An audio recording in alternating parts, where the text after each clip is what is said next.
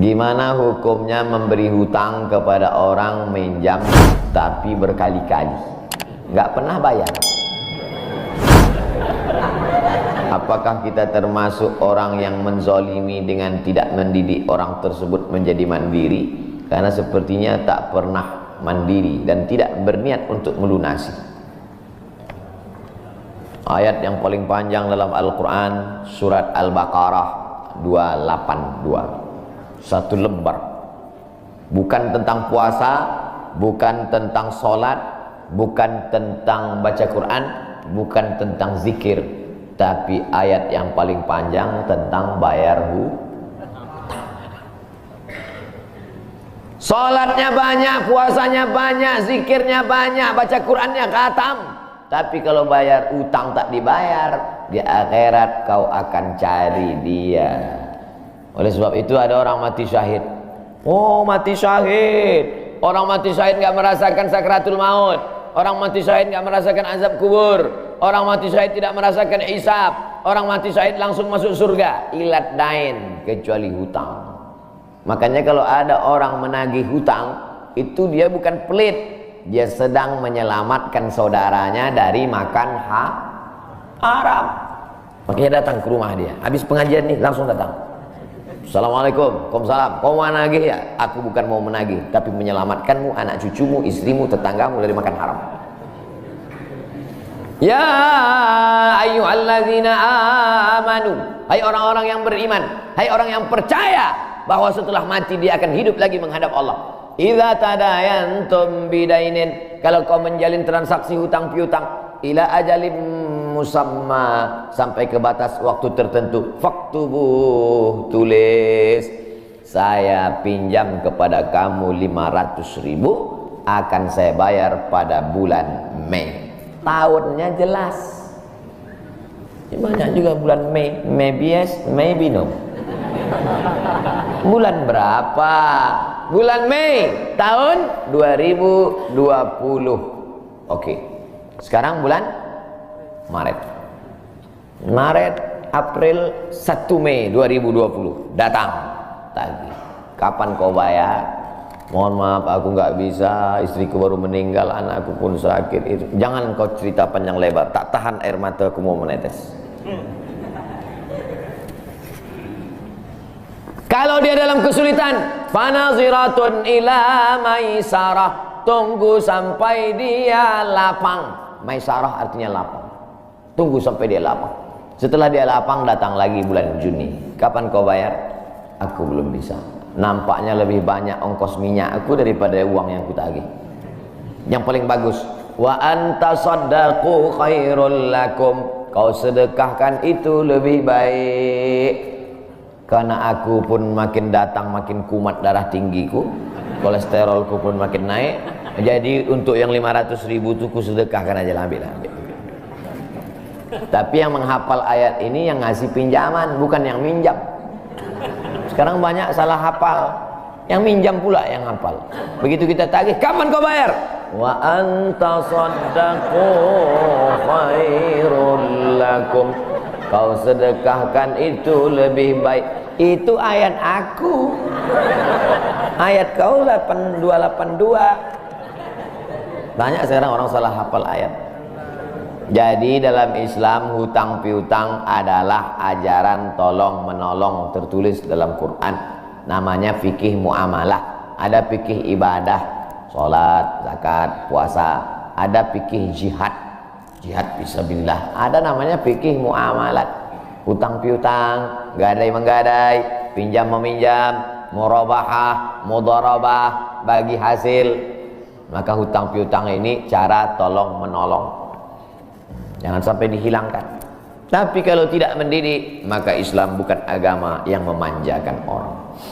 Ada anak yang kurang ajar kepada orang tuanya. Bagaimana caranya berbakti kepada orang tua yang telah wafat? Apakah anak ini masih dapat ampunan Allah Subhanahu wa taala? Datanglah seorang bapak mengadu kepada Umar bin Khattab. Assalamualaikum Khalifah Amirul Mukminin Umar bin Khattab. Waalaikumsalam. Ini anak saya kurang ajar, tolong dihajar dulu. Kata Umar bin Khattab, Umar bin Khattab orangnya bijaksana, dia tidak mau main pukul. Dia tanya dulu, kenapa kau kurang ajar pada bapakmu? Hai Umar bin Khattab, kata anaknya, ya, apakah seorang anak itu punya hak terhadap bapaknya? Ya. Apa hak anak? Mencarikan ibunya yang solihah, memberikan nama yang baik, memberikan makanan yang halal. Itu hak anak. Kata anaknya, ibuku tidak baik, makanku tidak halal, namaku pun tak baik. Apa kata Nabi kepada bapaknya? Apa kata Umar kepada bapaknya? Laqad aqaqtahu qabla an ya'aqqa alaik. Sebelum anakmu durhaka kepadamu, kau sudah durhaka duluan kepada anakmu. Jadi kalau begitu, ada anak durhaka, ada bapak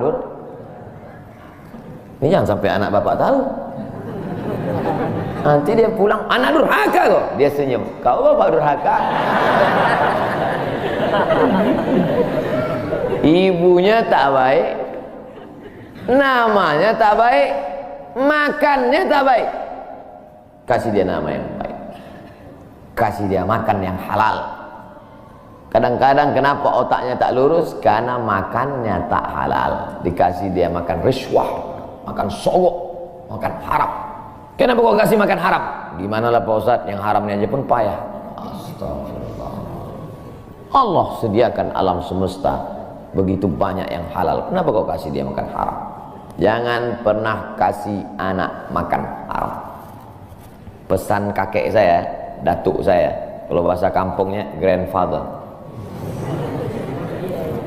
Cucuku 40 orang, yang satu ini jangan sekolah umum. Maksudnya saya tak dikasih sekolah umum, maka saya tak pernah sekolah umum. Sekolah ibtidaiyah, sanawiyah, aliyah, al-azhar, Maroko, Sudan. Tak pernah sekolah umum. Cucuku yang ini jangan sekolah umum, jangan kasih makan haram, nanti otaknya gelap. Cucuku yang ini jangan kalian kasih makan haram, nanti otaknya gelap. Pesan itu disampaikan almarhumah mak saya ke saya. Kau pun nanti anak kau jangan kau kasih makan haram, nanti otaknya gelap. Kalau sudah otak gelap, tak bisa membedakan mana tiang, mana orang, sifatnya kepala kita. Nah, jangan sampai anak kita durhaka gara-gara kita bapak yang durhaka. Kalau anak sudah durhaka, meninggal orang tuanya, setelah itu dia bertobat, bagaimana cara minta ampunnya? Maka dia bersedekah. Mana dalilnya? Seorang sahabat datang menjumpai Nabi. Ummi matat, ibu saya sudah meninggal. Apa atasaddaqu anha? Kalau saya bersedekah, apakah pahalanya sampai kepada almarhumah ibu saya? Kata Nabi, tasaddaq, bersedekahlah, sedekahmu sampai. Maka wahai anak-anak durhaka yang sudah mati ibu dan bapakmu, maka datang kau habis pengajian ini langsung ke tempat anak yatim, panti jompo, sekolah-sekolah, pondok pesantren. Tanya Pak Kiai, Pak Kiai, apa yang kurang di pesantren ini? WC. Karena pesantren santrinya 1000, WC-nya 2. Bayangkan panjang antriannya. Berapa yang keluar dalam celana? Saya bangunkan WC, pahalanya mengalir untuk almarhumah. Maka pagi, petang, siang, malam mengalir pahalanya. Sedekah. Ayu sedekatu afdal. Apa sedekah yang paling afdal? Sakiyul ma', memberi air minum. Sedekah yang paling afdal, kasih air minum. Saya ceramah di Banjarmasin, di depan rumah seorang pejabat. Itu ada kulkas tapi nggak sampai beku, freezer. Setiap dipencet keluar air dingin. Gelasnya dikasih pakai rantai besi, takut dilarikan tukang ambil aluminium. Buat wakaf untuk almarhumah. Nah, itu bagus kan. Saya ceramah di Malaysia, di pintu masjid itu ada kotak box. Kalau kita ambil satu botol, keluar botol baru. Ambil satu botol, keluar botol baru. Wakaf untuk, itu bagus, sedekah. Jangan sedekah teh botol, nanti dia kena diabetes. Air putih, ini bagus, mengalir.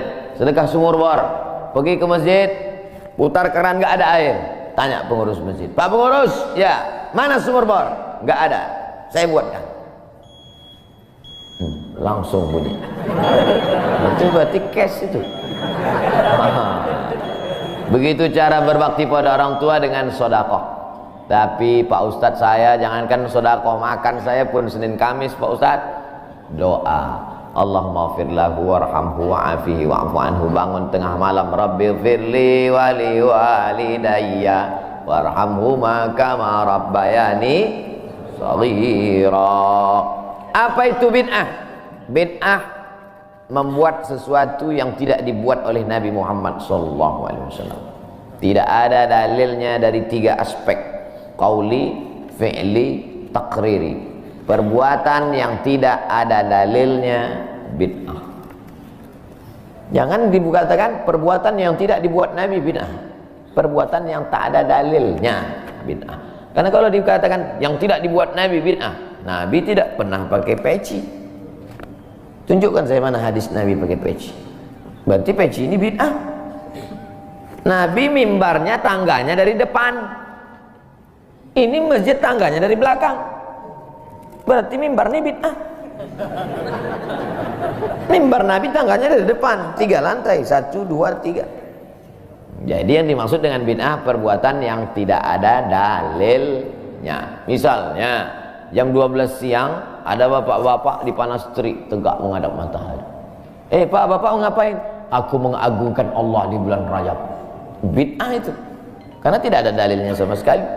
Tapi selama ada dalilnya, tidak boleh kita katakan orang itu melakukan perbuatan bid'ah. Malam Jumat baca Yasin. Kumpul 10 orang baca Yasin. Yasin wal Qur'anil Hakim innaka laminal mursalin. Bid'ah. Loh. Coba lihat dalilnya. Yang dibacanya itu Quran apa Quran? Quran. Baca Quran apa pahala? Yasin itu Quran atau enggak Quran? Quran. Man qara'a Yasin fi lailatin, siapa yang baca Yasin suatu malam, asbaha maghfuran lah. Subuhnya sudah diampuni dosanya. Mestinya baca Quran itu semua, tapi karena dia enggak sanggup semua, dia pilih hati Quran. Hati Quran itu Yasin. Sentuhlah dia tepat di hatinya, dia akan jadi milikmu untuk selamanya. Makanya orang sebelum ngapal Quran semua, yang dihafal hatinya dulu. Itu sebelum ngapal Quran, yang dihafal hatinya dulu. Apa hati Quran? Ya Yasin. Tapi jangan hatinya aja seumur hidup, yang lain juga. Nah, jadi jangan salahkan orang baca Yasin. Baca Yasin bid'ah. Loh, Yasin kan Quran.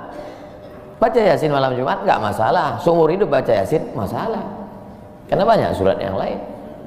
Baca juga Al-Fatihah, Al-Baqarah, Al-Nisa, Ali Imran, An-Nisa, Al-Maidah, Al-An'am.